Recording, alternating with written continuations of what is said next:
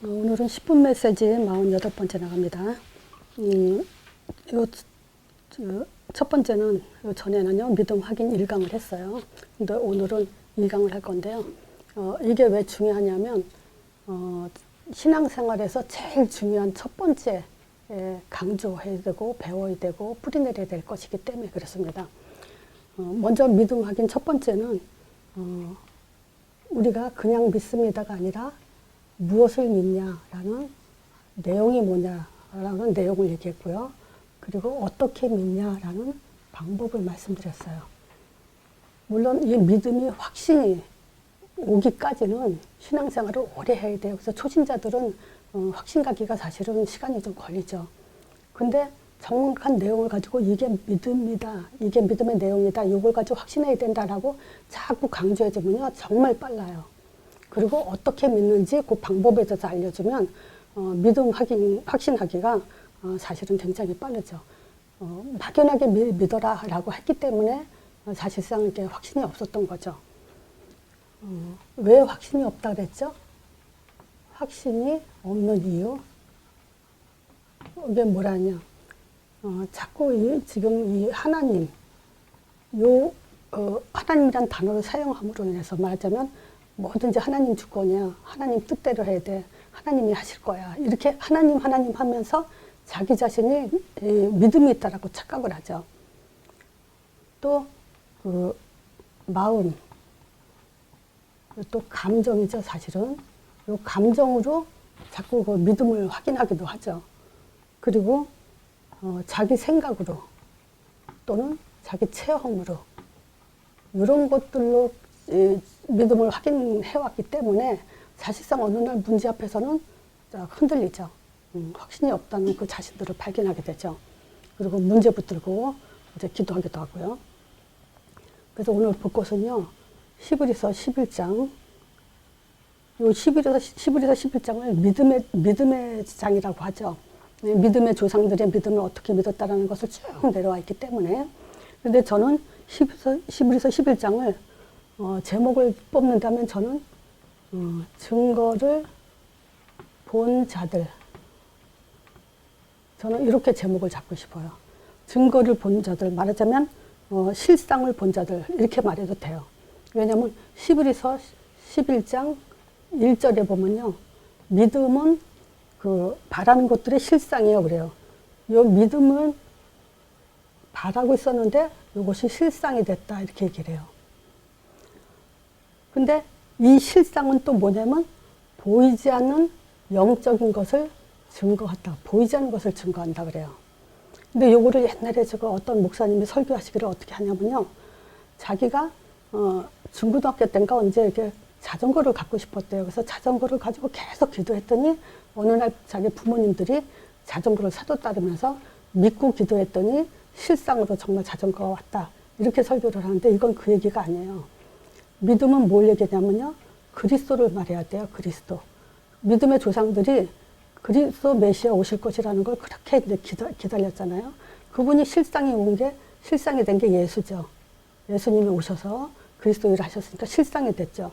그래서 이 예수 그리스도는 증거를 하는데 보이지 않는 걸 증거한다 그랬죠. 성령, 영적인 것을 증거하고 있어요. 지금 이 얘기예요.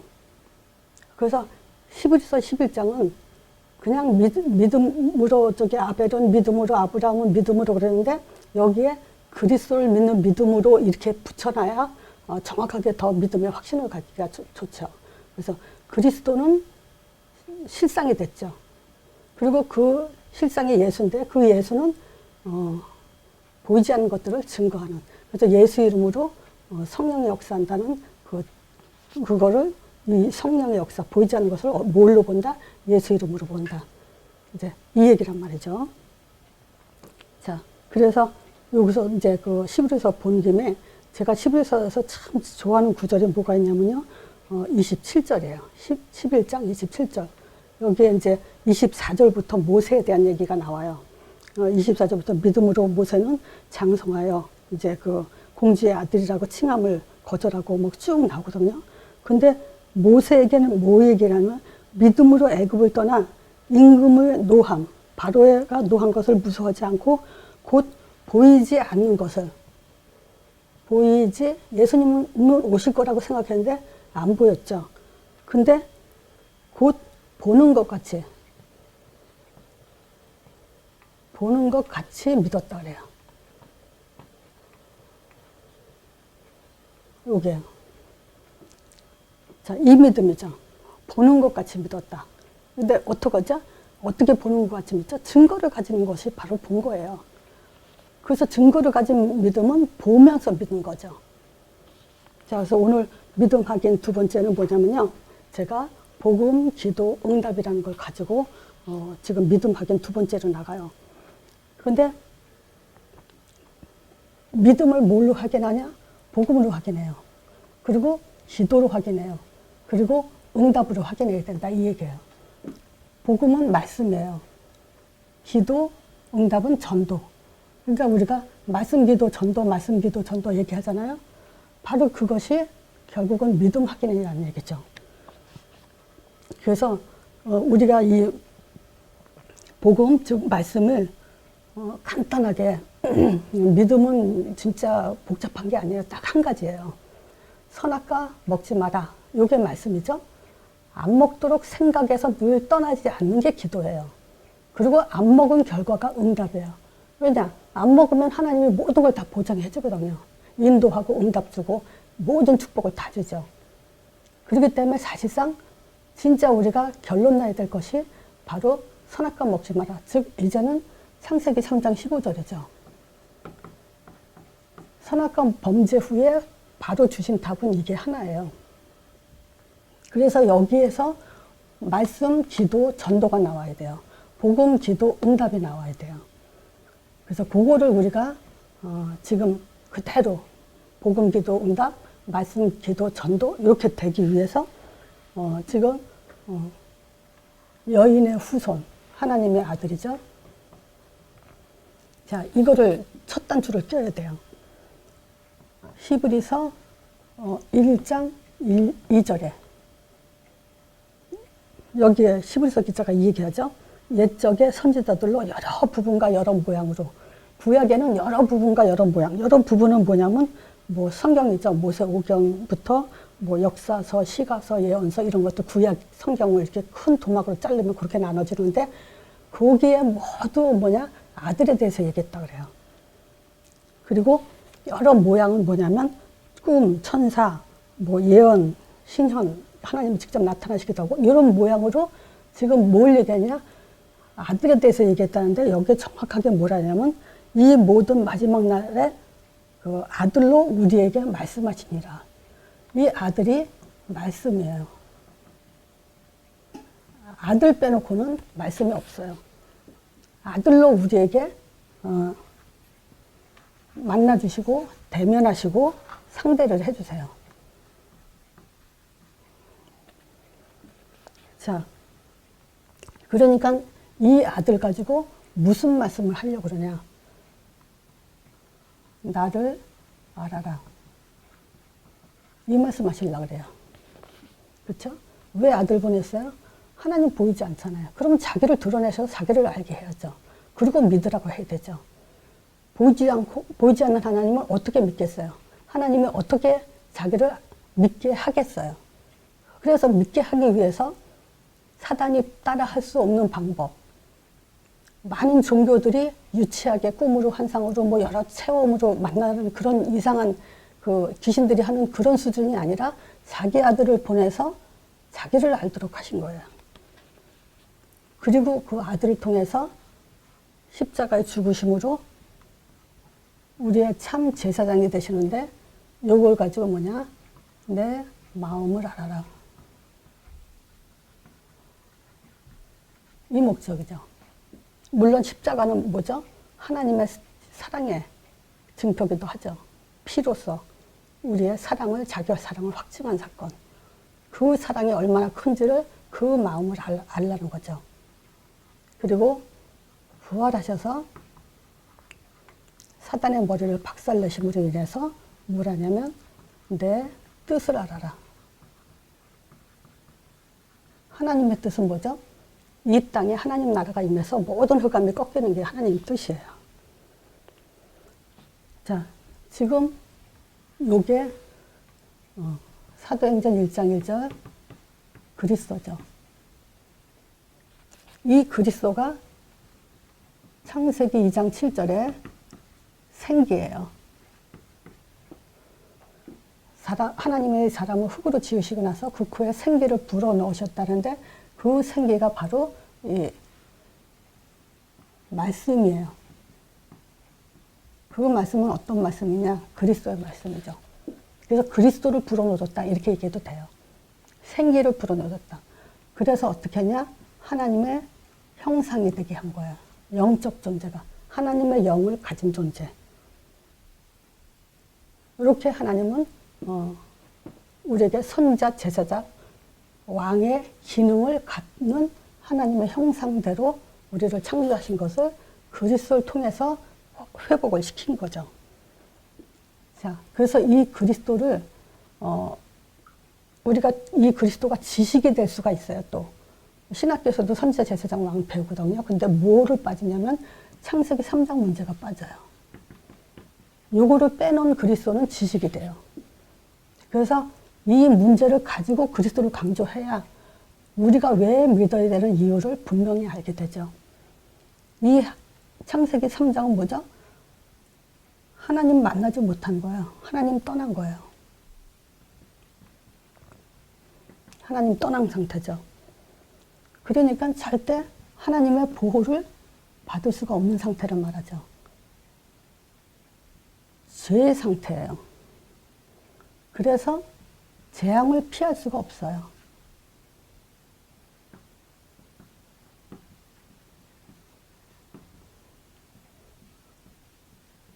하나님 만나지 못하고 죄 가운데 빠져 있으면 사단한테 잡힌 상태죠. 그래서 지옥을 피할 수가 없어요. 지금 이 상태를 지금 해결한 게 그리스도인 거예요. 자, 그래서 이 그리스도를 아는 자에게 하나님은 예수 이름을 주셨죠. 그래서 그 이름을 부른 자에게 성령을 주셔서 이 성령을 사도행전 1장 3절에 보면 하나님 나라에 대해서 40일 동안 강론했다 그랬어요. 그 하나님 나라 그러면 성령의 사역을 말하는 거죠. 그래서 이 성령의 역사도 안 보이기 때문에 이 예수 이름을 가지고 언약을 잡으세요. 반드시 예수 이름으로 약속했어요. 성령 보내준다고. 그래서 예수 이름으로 약속하신 성령 부어준다는 그 믿음을 갖는 것이 예수 이름이 실체예요. 그렇죠? 이 예수 이름이 증거예요. 이 예수 이름이 언약이에요. 성령이 반드시 역사한다는 것을, 보내주신다는 것을. 자, 그러면 이 성령은 우리에게 보좌의 축복이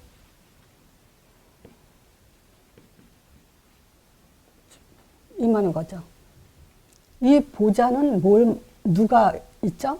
왕이 앉는 자리죠. 의자는. 보좌는 왕이 앉는 의자죠. 그 왕의 축복을 주신 그런 성령이에요. 보좌의 축복이고 왕의 축복을 주신 그 성령이에요. 지금 이게 우리가 그 지식으로 배우지만요. 이 믿음은 굉장히 어마어마한 믿음이에요. 이 예수 이름 하나로. 이 그리스도 삼직의 역사가 그대로 일어나는. 근데 왕의 축복, 보좌의 축복으로 역사하는 그런 성령이라는 거예요. 그래서 영적 사실을 실제적으로 회복해야 돼요. 이 영적 사실을 믿냐 안 믿냐에 따라서 종교기도, 복음기도가 돼요. 영적 사실을 정말 믿어야만 그거는 진짜 복음기도가 되는 거죠. 영적 사실이 뭡니까? 성령의 역사, 이 성령의 역사로 흑암이 꺾이고 천사의 사역이 일어난다는 거. 반드시 일어나는 일입니다. 그뿐만이 아니라 이걸로 끝나는 게 아니라 우리는 인도를 받아야 되죠. 하나님의 방향 나와야 돼요. 그래서 저는 만남을 갖고 나면요, 이렇게 그 사람의 그 복음을 처음부터 심어줄 때 그 복음 다음에 강조하는 것이 인도예요. 기도가 아니에요. 전도가 아니에요. 인도의 방향에 인생의 목표가 하나님의 그 방향으로 그대로 함께 가야 돼요. 그래서 말하자면 가는 길이 같도록 하나님이 가는 길, 나의 길, 이게 똑같아져야 돼요. 그래야 또 입만 내리죠. 그래서 요 인도가 뭡니까? 예배, 또 가정, 일터.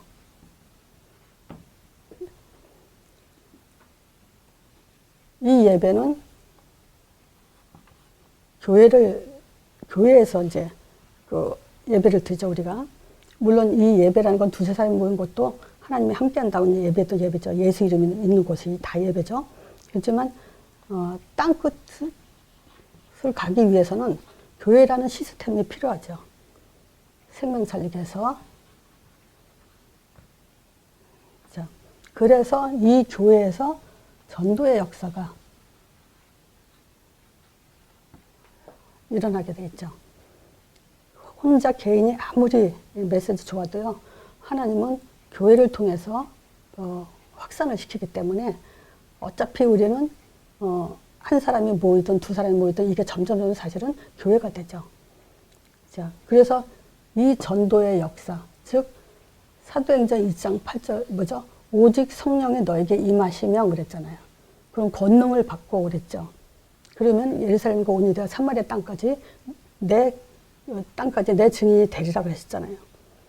그래서 요거는 뭐냐? 하는 일이 하나님과 같아야 돼요. 자, 그러면 사실 이 전도의 역사는 하나의 우리한테는 이제 응답이 되죠. 자, 그래서 그 사도행전 1장 8절이 어떻게 됐죠? 마가다라 방에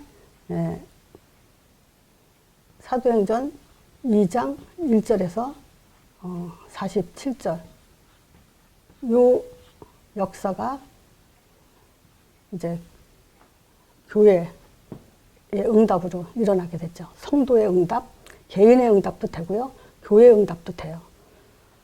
이제 성령이 역사한 걸 어떻게 알 수 있냐? 보이지 않는 성령이. 요 사도행전 1장 8절 또는 사도행전 2장의 응답 5가지로 성령이 이렇게 역사했구나라는 것을 확인할 수 있는 내용입니다. 성령 충만한 역사가 일어났죠. 그 성령 충만은 또 다른 말로 무슨 말 같아요? 하나님 충만이잖아요. 하나님이 요게 결론이에요. 복음의 결론, 목적, 끝이에요. 그래서 이 충만은 하나님부터 우리에게 충만한다는 것은 결국 믿음이 흔들리지 않는 반석이 되게 하기 위한 거예요. 그래서 베드로도 3번이나 예수님을 부인했지만 성령 받고 나서는 순교할 만큼 믿음의 반석이 되어 있죠. 자, 에베소서 1장 3절에 보면 이걸 가지고 신령한 복이라고 그랬어요. 하늘에 속한 신령한 복. 하늘에 속한 복이요. 그래서 우리가 지금 이 땅에 살고 있지만 하늘의 복으로 산다는 것을 아셔야 돼요. 그래서 15나라 전도의 문이 열렸죠. 자, 이 전도의 문은 흑암이 꺾이는 문이라고 봐야 되죠.